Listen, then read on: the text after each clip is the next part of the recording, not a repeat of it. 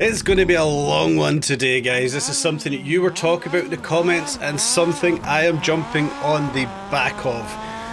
We've got something cool in front of us today. We have, of course, got the Alpine A110 Celine Edition. And something I spoke about for the past few weeks is I wanted to bring the new cars that we have from the Season 2 update, the new cars from Ibiza, over to Hong Kong Island.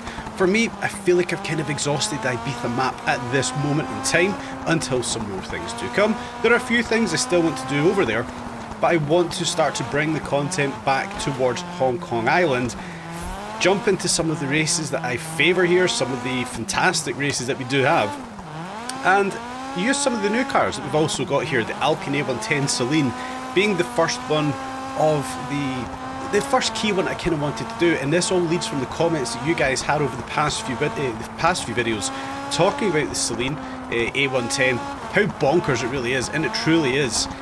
But it also might be the way that this game gets saved until Season 3. So what we're going to do first of all, guys, if we could just push forward just a little bit to open it up. Yep, it's not quite there. Let's go. We're going to jump on over to the Crown Jewel Amber race. It is a long one, 25.6 miles, 91% gravel, 9% asphalt, cross country of course, 450 to 650 RP. Previously done it in the Range Rover Sport. Didn't set a fantastic time there. It was the very first day that the Crown Jewel Amber race was unlocked for myself. We can see I did a 23-minute 2, sitting at 2,194th place on the leaderboard. So yeah, I've got a bit of work to do there. But there are some fantastically fast times on this leaderboard, some also fake times. When I scroll down here, I do look towards some familiar names, the likes of Assetto in the Centero Regneta with a 20-minute flat. For me, it's probably one of the most realistic times. There's a few times that are realistic, but we come up to the likes of 7th place, maybe even 8th place and above. I see those ones as fake times. I don't see them as actually achievable. GR Picuvius, a 20-minute 37. We can see some relatable names on the board here, some very fast racers in the game. Now, to be very clear, I do not expect to set a top time in the Alpine. It's not the fastest cross-country car, but for me, it's one of the closest things in game that we actually have to a rally car. First of all, when we listen to the noise of it, it very much sounds like a traditional rally car, and that's what we kind of want, in my opinion, for some of these off-road races. Secondly, it's obviously a classic rally car itself, so it sounds the part, it looks the part, and it handles the part. We can power slide it through some of the big corners here. We've got a lot of those corners. We're going to get through them all in today's Amber Crown Jewel race. But something kind of starting in the back of my mind, what can we be doing here until Season 3? I imagine that most of you, like myself, have completed everything on Hong Kong Island, have completed everything over on the Ibiza map. So what can we do to fill the gap up until Season 3? We've probably got another, 6 weeks, maybe longer until that comes out. So we've got quite a gap to be filled here. Is it moving over to play Assetto Corsa? Maybe for a little bit, but that there's still in its very early days. You know, we've only got limited access to what is there on Assetto Corsa Evo. I'm going to have a look at that one, maybe later this week, maybe into next week. But my focus is still going to be here for Test Drive Unlimited Solar Crown. I do still have plenty to do in game. So, although the set goals are already achieved here, for me, I still feel there is plenty to do in game, and I want to explore that today. Like I said, like we can see, the first thing I really wanted to do was jump into the A110, do the Crown Jewel race that we have got here. A lot of you guys in the comments section have already started to do this, set some really interesting times. There was a few interesting comments also talking about the Centero Regneta buggy. I don't like it personally. I can't gel with that thing as we get very leery over that little crest there. I don't like the Centero buggy. I cannot gel with the handling model of that thing. It's obviously OP before it was nerfed. I don't know if it is nerfed because I haven't really used it. I haven't used it since Season 2, to be honest. So I don't know if it is nerfed. You guys can let me know whether or not it truly has been nerfed.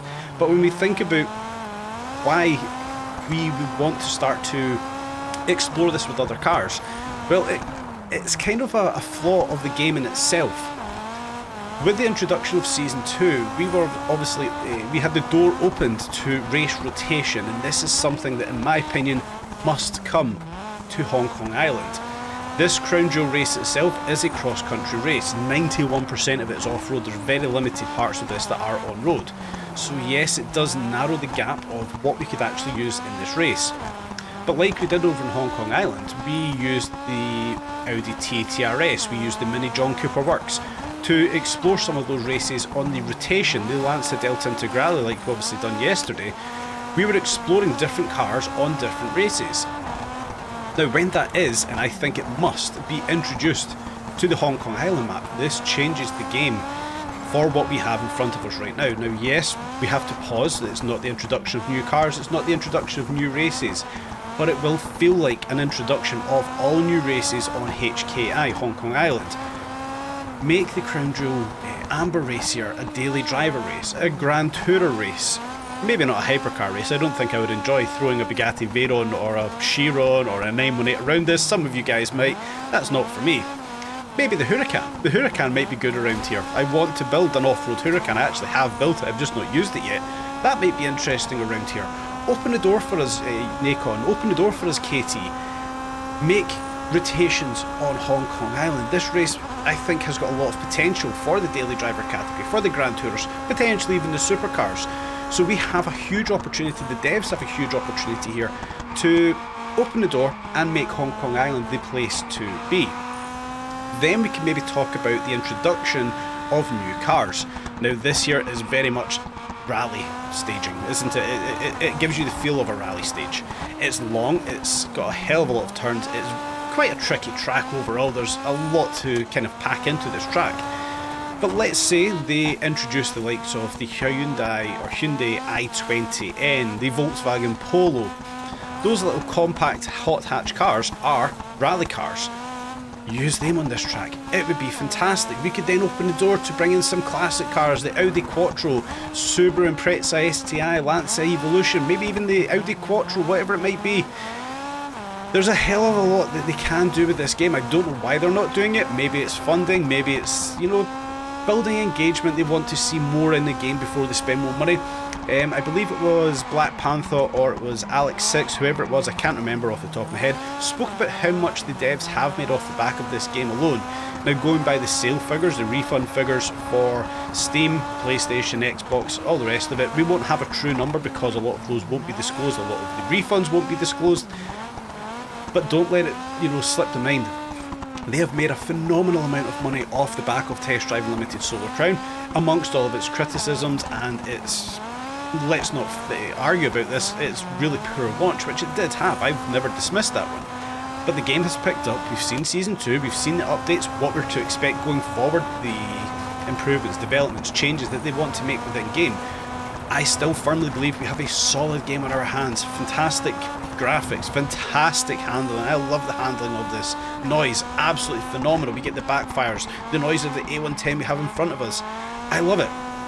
Yes, it is now starting to face up some very stiff competition. The release of Assetto Corsa Evo is going to be very tough for TDU. I do believe a lot of people are going to migrate over to that. I'm going to be playing ACE, or ACE, Assetto Corsa Evo. I am going to be playing it, and it's going to take time away from Test Drive Unlimited, so they really need to start bringing out some big updates, I do feel, to keep us here on the maps. It doesn't mean I'm going to come away from this game at all. I still firmly believe in TDU. I still firmly believe we have got a solid game on our hands. It just needs a little bit more. Spoke about in previous videos, starting to get a little bit frustrated, you know, rinse repeat of a lot of races, a lot of challenges and things like that. We've obviously had a lot of comments, and I do appreciate, guys, just a quick thank you to you all. A lot of comments, suggestions on the videos I put out over Friday and Monday just there, talking about what the game needs, whether it is houses, whether it's sellable cars, whether it's missions. There's a lot that can be packed into this from previous games, previous TDU games. Then they can also start to tap in what's happening over in other games, cross regions, cross platform. There's a hell of a lot the devs can do here to make this up there with the top racing games. I was going to say simulators. It is not a simulator, this is an arcade racing game. We won't get into that one because it's controversial. So 30% into this race, I kind of wanted to spend a bit of time here, 10 minutes or so, talking about why I'm still invested in this game, why I'm still interested in it, why ultimately I'm still playing this, and why you guys are still watching these videos, because you, like I, are still heavily invested in TDU. You still believe in this game, and I don't see a huge reason not to. Yes, I understand criticisms, we've kind of spoken about it there, that there's a lack of X, Y and Z that people want in the game. Totally get it, totally agree. But we need to focus in first and foremost as to what is in the game. And what is in the game right now is some phenomenal races, some phenomenal physics, some phenomenal graphics and some phenomenal audio. Does that make an overall fantastic package? Not quite, but it is also getting there. I believe this one is going to continue to improve, and I am going to stay invested in TDU. Let's talk a little bit about the race, guys. About 8, 9, 10 minutes has passed and I've barely even spoke about the race. The reason I wanted to come over and do the dual race, of course you guys spoke about it in the comments section, but this was also one of my favourite Crown Jewel races that we had here. The Amber race itself, cross-country race. You guys know I do love the cross-country racing. There was actually another comment there, somebody asking me to play WRC. I do play that one, but it's over there on my Xbox. I don't play it on desktop. Maybe in time. We'll see what happens. We'll see how the channel goes. It depends on if you guys like, subscribe, comment, all the usual good stuff. If you guys can get the channel to grow, if I could even get monetized on YouTube, I might commit even more time to it. As it is just now, I feel I commit more time and I don't get paid for doing it. I just do this as a hobby. So I'll do what I need to do just now to keep the channel, you know, growing, keep you guys engaged, keep you guys coming back. And I feel right now it is Test Drive Unlimited Solar Crown. Maybe in time we'll move over to other games. But we kind of went off on tangent again. I want to talk about the race. I wanted to use the Alpine like you guys were talking about, because we had tons of fun using the Alpine over on the Ibiza map. Bringing the Alpine over to Hong Kong Island, well, it opens the door for some interesting challenges. The biggest challenge that this one is, of course, going to face, well, it's the Crown Jewel Amber race. It's the biggest race for cross-country vehicles, 25 miles. You're not getting any bigger in-game than that one. Again, something else we could explore. Let us build our own races. Let us build our own challenges that people can jump in on. That could be a cool touch going forward. But what we do have is the Alpine on the Amber race. And as you guys may have been watching just there, I would assume you are if you're still watching by this point, is we've had a phenomenal little outing in the A110. It's handling this course magnificently well. Yes, we've obviously got a custom build on this one if you want to check out that build, as we absolutely make a meal of it as we talk about it crashing into the wall. I did disclose my Alpine build in a previous video. You guys can go back and check that one out. But I do feel I've got a solid build here for this Alpine. It's handling this massive monster off-road race that we do have here fantastically well. Being a bit hesitant in some corners because we don't have that ground clearance, we don't have the absorption in this one like we have in a lot of the SUVs, but largely it's handling everything that we do have in front of us fantastically well. Power sliding with ease, getting the power down fantastically well. We did of course have a little bit of an on-road section there. This one kind of caps out for me, I think 150 or 160 miles per hour, because I have built this for off-road. I want to get through the gearbox as quickly as possible. I want to get the power down as quickly as possible. Unlike the Mustang build I did just a couple of videos ago, we're not kind of on a single gear build here. We can use the full gearbox in this off-road built vehicle. Yes, it is a classic rally car. Yes, it is for the cross-country races in game. So we have built this for that specific reason, and it is handling it fantastically well. Not only does it sound the part, but it's handling the part, and it's getting the power down, the grip, the traction that it needs to get, like we would expect. Yes, it does have that big advantage being four-wheel drive. We know that four-wheel drives are OP on the cross-country races. Absolutely no surprise there. I'm not giving away any secrets. But what we do have is a phenomenal off-road car. It's a shame that we can't lock these kind of races to one vehicle selection or the same kind of build. It has to be maybe a saloon or a coupe or an SUV. These kind of things I would like to see introduced to the game, and hopefully they come in time. But as it is just now, we've absolutely left the rest of the pack behind us. Yes, once again it is AI. Yes, that is another problem with the game, but I don't want to get into all the problems. I want to talk about what we have.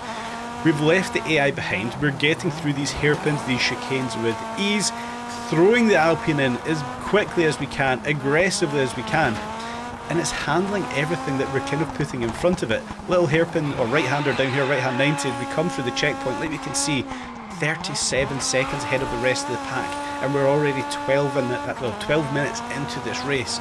It is actually flying by. I thought this one was going to drag out. Maybe it's going to start to drag out now that we're just approaching the halfway point. So, yep, we could focus in on this. Maybe we want more competitiveness. I personally do. We've obviously had big discussions in the comments talking about ranked racing. Nobody's doing ranked racing. I don't do it because I physically can't. Whenever I go to those ranked races, I'll sit in those lobbies 30 minutes, an hour. A couple of weekends ago, I sat in a lobby just to test out whilst I was doing some work here on the computer. I sat in a lobby for 2 hours and 34 minutes and not a single person joined. It's very, very frustrating. Again, I didn't want to go off on the tangent of bashing what's wrong with the game because it's just not who I'm about. I want to focus on the good points. And the good points is well and truly the Crown Jewel Amber race in the A110. Absolutely tanking it downhill, right hand into left hand, into another right hander here, trying to commit as much as I can, blasting through those checkpoints, now over a minute lead over the rest of the AI. Big power slide round the left hander downhill, trying to keep it nice and tight to that right hander, preparing for the big left hand hairpin here. We kind of go in there a bit heavy, have to touch on that e-brake and engage a bit of a power slide around that one. But that there's giving us the beauty of this map and the beauty of this car. We can throw this one in as much as we want, as quick as we want, and just enjoy what is actually happening underneath our wheels.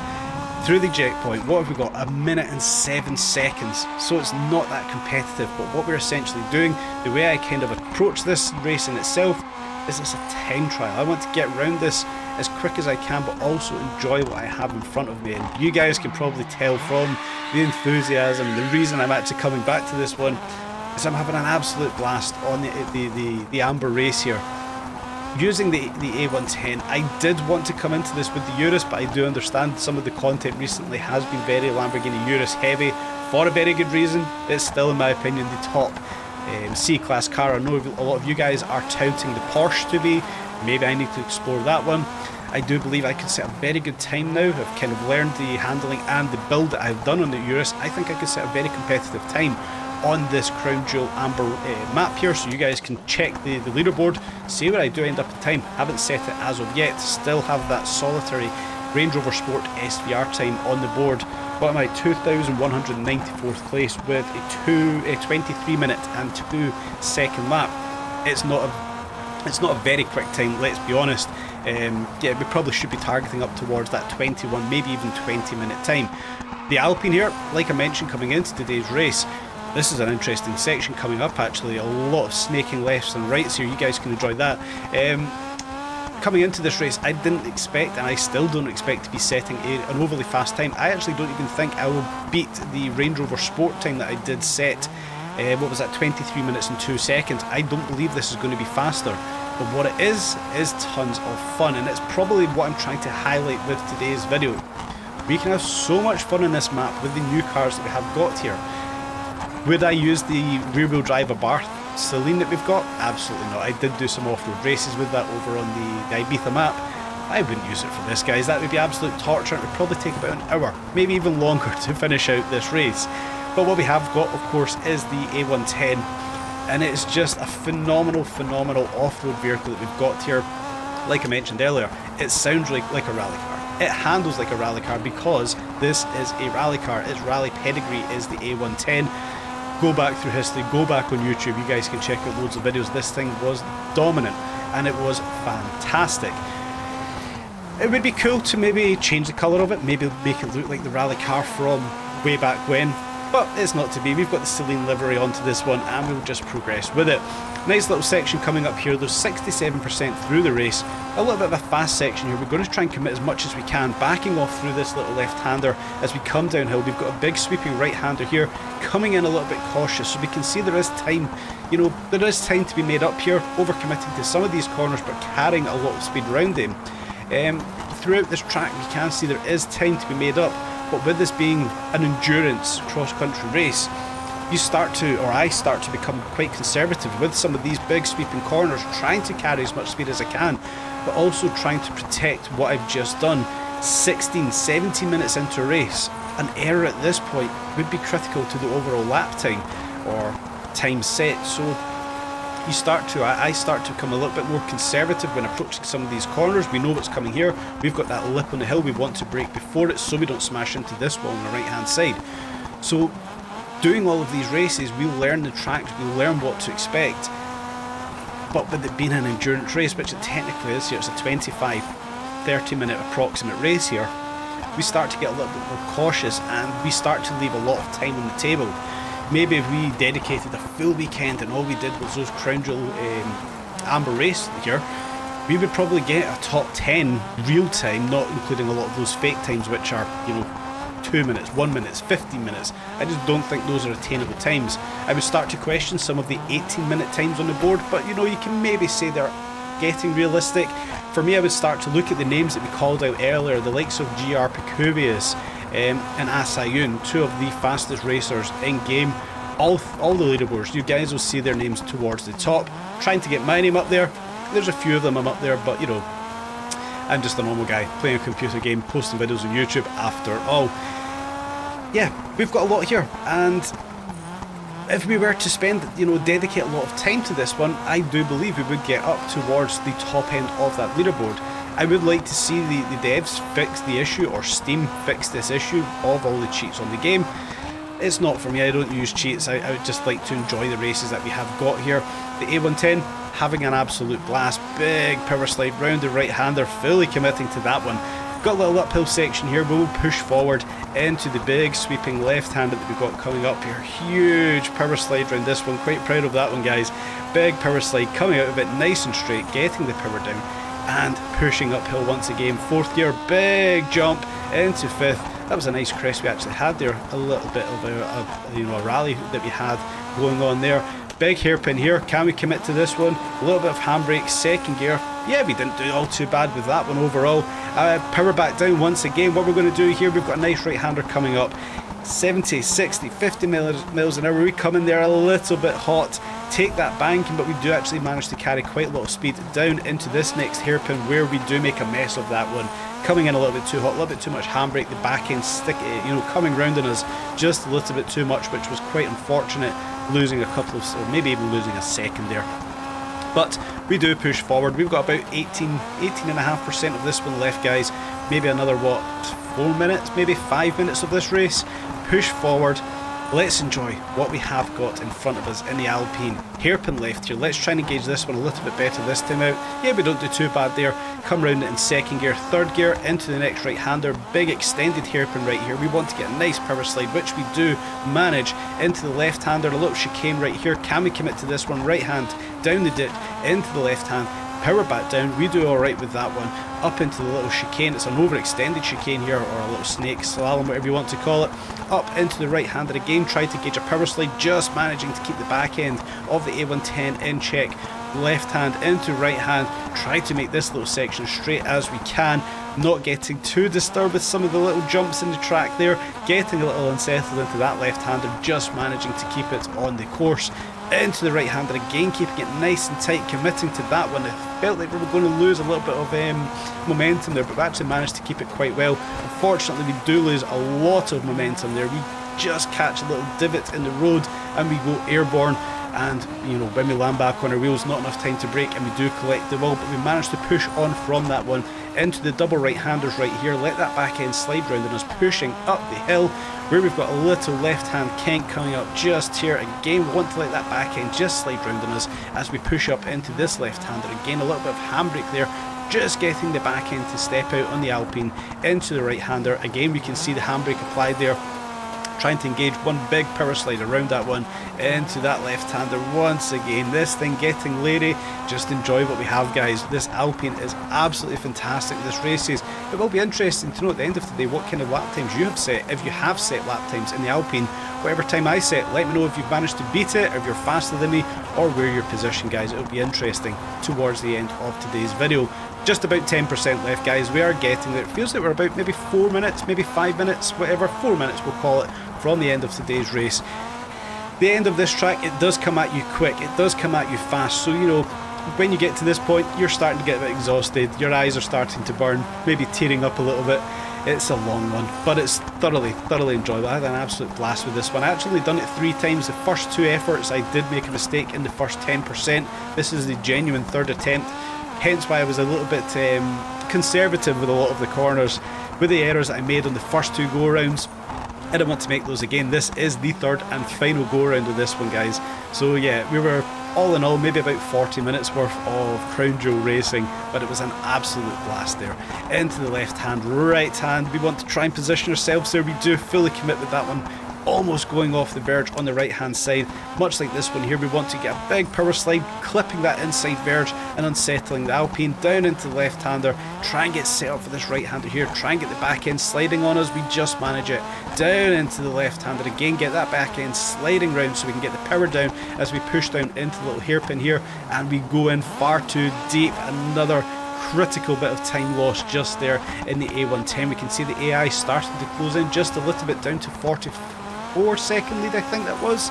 40-second lead it is now, so the AI are closing in on us. Perhaps they're on that big straight section where they're making up a lot more time, where we're in this little intricate section that we've got right here.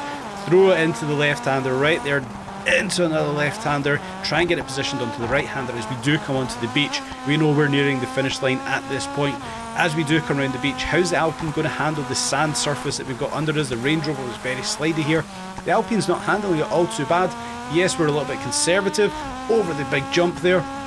The Alpine is handling the sand surface pretty well. Back onto the mud section now as we come round into the big carousel. Can we engage a full power slide all the way around this? Not particularly. We're a bit conservative. We want to get positioned for this jump that's coming up right here. Landing back on all fours, power slide into that right hander, drop it down a gear, and we will push forward for the last 0.5% of this one round the left hander as we come through the tunnel and we cross the finish line to take a much deserved win here in the Amber Crown Jewel race. So with that all being done, we managed to set 24-minute flat, 24.8 seconds to be exact.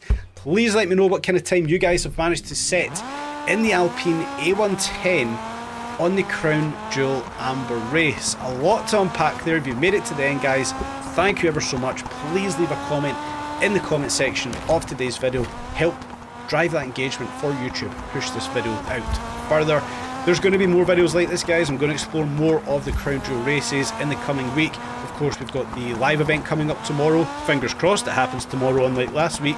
And then we're going to maybe explore a week of Assetto Corsa Evo. We'll see how things unpack as they unpack.